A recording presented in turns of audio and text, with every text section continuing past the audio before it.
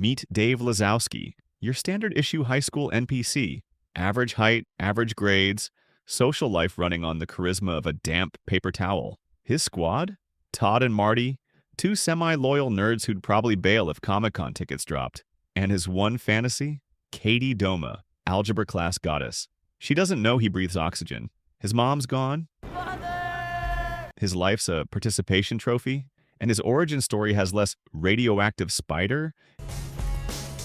A lot of what got me through the average school day was making And more leftover pizza and existential dread. Hey, gorgeous. While actual superheroes get cool montage, Dave's training involves jogging like a startled gazelle, YouTube tutorials titled Fighting for Dummies, and attempting rooftop parkour with the grace of a falling fridge. Spoiler. He chickens out. Fate throws him a bone, though. He spots the same punks who mugged him trying to jack a car. What the fuck are you looking at? Does Dave transform mentally? Nah, he just shimmies into a DIY diving suit. Painted green because art, under his clothes and waddles back into danger like a confused Power Ranger. Cue humiliation. He gets laughed at, then stabbed. Then yeeted by a getaway car. Wakes up in the hospital with more metal than a junkyard cyborg. I look like freaking Wolverine. And nerve damage that makes him feel pain like it's dial-up internet, slow and unreliable. Wolverine light, baby! But also a walking insurance nightmare. School gets weird. Katie finally talks to him. Coffee invite. Cloud 9. Hey, how are you? You look better. Well, I could buy you one sometime if you... Well, I'll see you later then. Yeah. Okay. Until Todd and Marty drop the bomb. Getting hit by a car while pantsless means the rumor mill declares him gay. Dave's mortified, then shrugs. If secretly gay gets me near Katie, roll with it. He leans in, quietly, like a ninja of awkwardness. Meanwhile, crime is popping off. Mob boss Frank D'Amico thinks Batman's hijacking his operation. It's not Batman. It's a Russian mobster getting microwaved. Yes, seriously, and exploding like a meat piñata. Frank's son, Chris, a walking daddy issue with floppy hair, desperate for approval.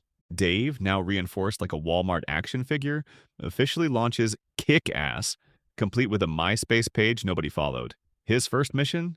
A missing cat.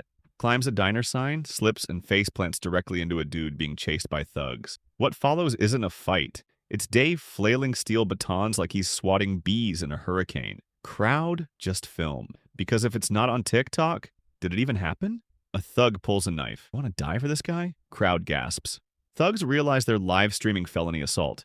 They bail. Dave, bloody but buzzing, becomes a meme overnight. After video of his intervention of street Attack last. This is awesome. Fuck yeah. Viral, hero, masked idiot. Even Frank D'Amico sees the clip.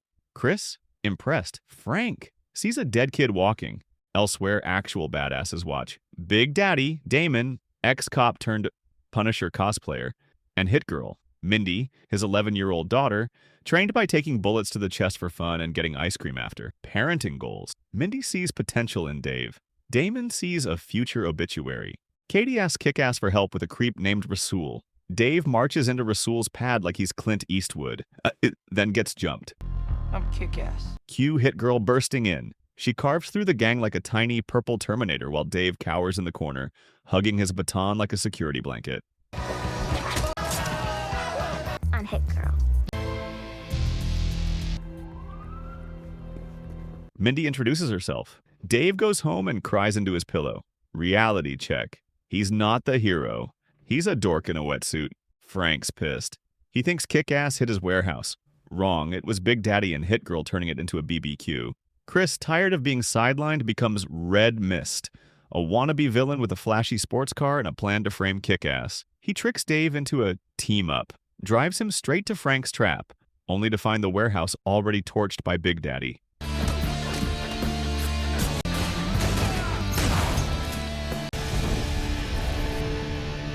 Chris grabs a nanny cam teddy bear as evidence. Frank sees the truth. Kick-Ass is just noise. Big Daddy's the real problem. Dave finally tells Katie the truth. He's not gay, just obsessed with her. Clothes fly, Kick-Ass is off duty. Bliss! For a week. Then Red Mist lures him into contacting Big Daddy for help. Dave posts on vacation on MySpace. Big Daddy opens his door, Bam! Red Mist shoots Hit Girl point blank. She crashes out a window. Frank's goons storm in, beat Dave and Big Daddy unconscious, and bag them for a live-streamed execution. Gasoline. Countdown. Katie and ex-cop Marcus, Big Daddy's old partner, watch helplessly. Flames ignite on Big Daddy. Power cut. Darkness. Chaos. And in strolls Hit Girl.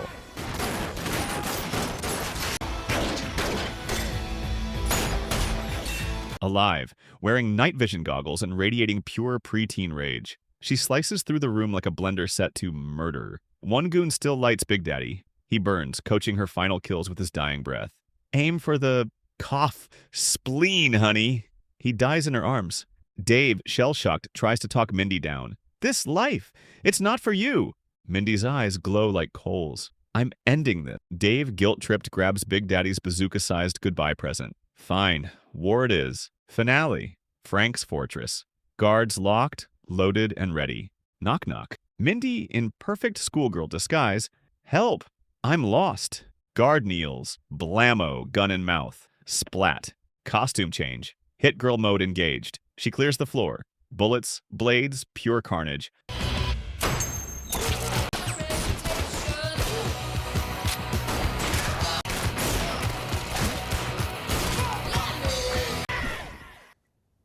Thugs grab the bazooka, pin her down, then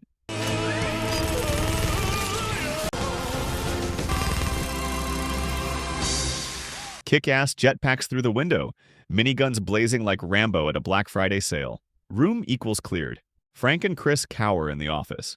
Doors explode. Kick-ass and Hit Girl enter. Frank versus Mindy. He slams her around like a ragdoll. Just as he aims the kill shot, Dave fires the bazooka. Kablooey! Frank becomes fireworks. Chris grabs a sword. Dave scoops Mindy, jetpacks to safety. On a roof, Mindy removes her mask. Just a kid. I'm Mindy. Epilogue. Mindy lives with Marcus, enrolls in Dave's school. Two bullies try her. She cracks knuckles. They nope out. Kick-ass retires. But in a dark office, Chris D'Amico sits in Daddy's chair. New mask. Revenge planned. Game over? Nah, just loading the sequel. Sweet mother of Nick Cage on a pogo stick. This script is a masterclass in chaotic awesomeness. Forget Oscars, this thing deserves its own MTV Moon Man, made of spent bullet casings and melted bazooka gum. Seriously, reading this was like mainlining pure, uncut 90s Cartoon Network After Dark, mixed with Tarantino's grocery list and a splash of John Hughes tears. It shouldn't work. A hero whose training montage involves YouTube tutorials and face planting off a diner sign? A villain whose evil plan hinges on a nanny cam teddy bear? An 11-year-old girl who treats murder like it's her dang paper route? It's the cinematic equivalent of throwing a lit firecracker into a blender full of Pop Rocks and Mountain Dew. Gloriously messy, stupidly loud, and somehow perfect. It understands the assignment like Shakespeare understood iambic pentameter. If Shakespeare wrote scripts while chugging Red Bull and watching Die Hard on repeat. Dave Lazowski isn't your Chad superhero. He's us. The kid who buys his costume on Amazon Prime gets mistaken for gay because paramedics saw his junk and uses MySpace as his bat signal. He's Peter Parker if Spider-Man gave him crippling anxiety and a Kohl's coupon. Relatable heroism, baby. And Hit Girl? Holy guacamole. Mindly McCready. She's not just a character, she's a force of nature wrapped in purple spandex and preteen fury. Training involves getting shot with a vest. Safety first. And then getting ice cream? That's not parenting. That's raising a tiny Valkyrie fueled by Skittles and vengeance. She steals every scene harder than the Grinch stole at Christmas. Forget Baby Yoda. Okay, the film is over. Don't forget to subscribe and comment. Goodbye, Mother Dockery.